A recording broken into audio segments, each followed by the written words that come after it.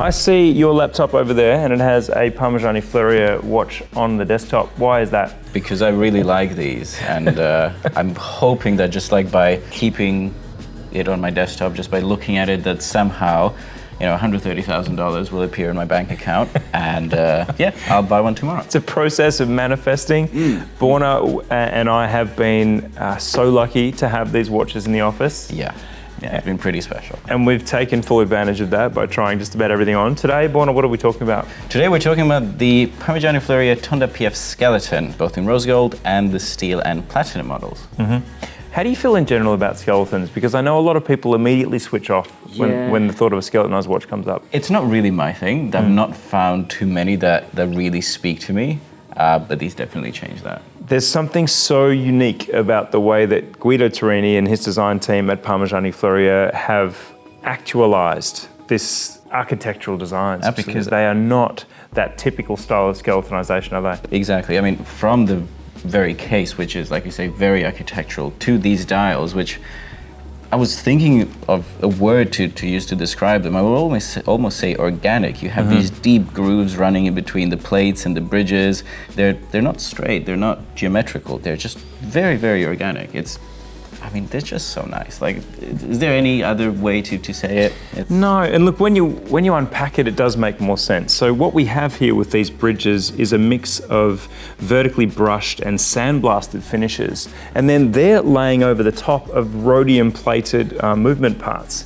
So you're getting this perfect legibility, or this perfect level of dimensional layering. And there's just so much depth as well. You have those bridges, and then we can see the keyless works, the gear train, the two skeletonized barrels, all the way down to the pallet fork, the balance wheel, and even just a slight tinge of gold in the rotor. It's just... Take a breath while I then go exhaust myself. It reminds me of those coloring books for adults, where there's these incredibly therapeutic designs to color in. I feel like if this was, hey Guido, could you make some coloring books for me? Because I feel like your patterns would work for us. And I could probably afford one of those, whereas with these, exactly. Tell me more about the specs, because certainly in addition to the wonderful architecture of the movement and the dial, we have a slim proposition. So we've got a 40mm diameter with a 44.4, a lot of fours there, millimeters lug to lug.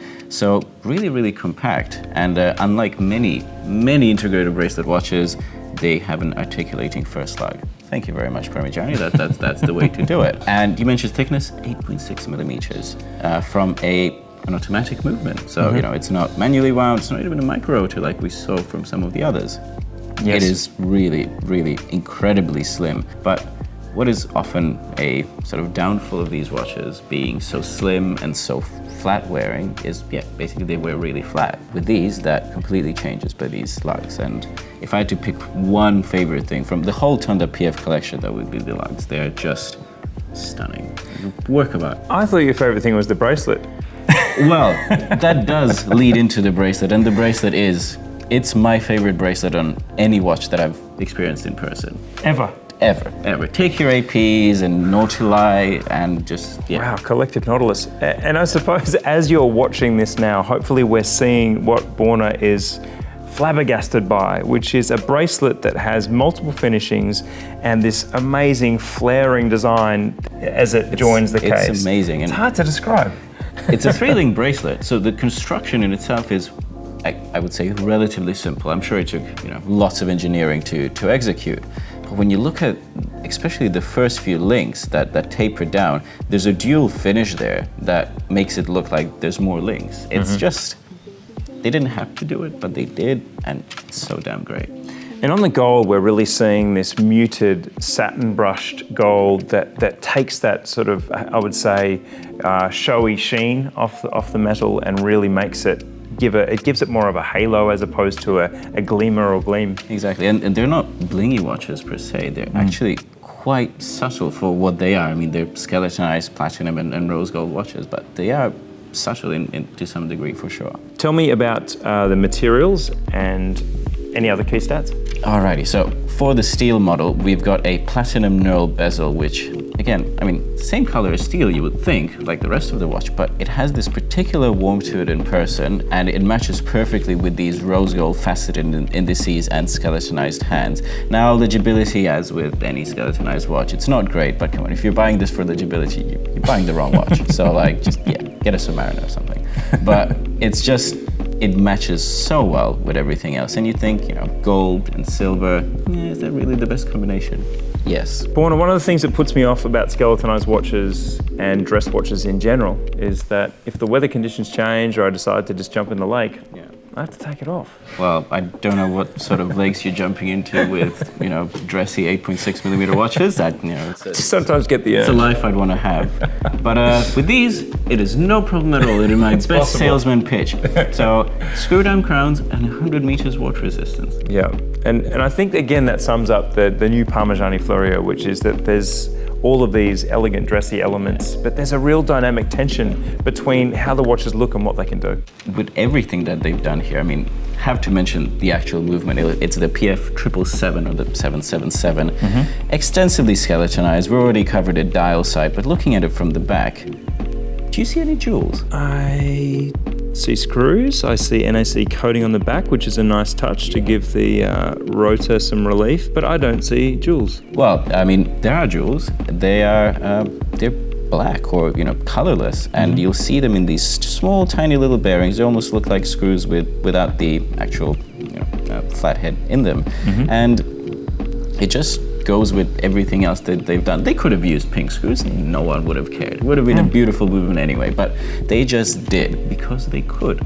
Yeah. And this watch is pretty much that. I think that monochromatic dedication and that almost fanatical dedication to design is what Guido Terreni is known for. I mean, he was part of the Finissimo design team with Fabrizio Buonamassa-Stigliani. This guy knows what he's doing.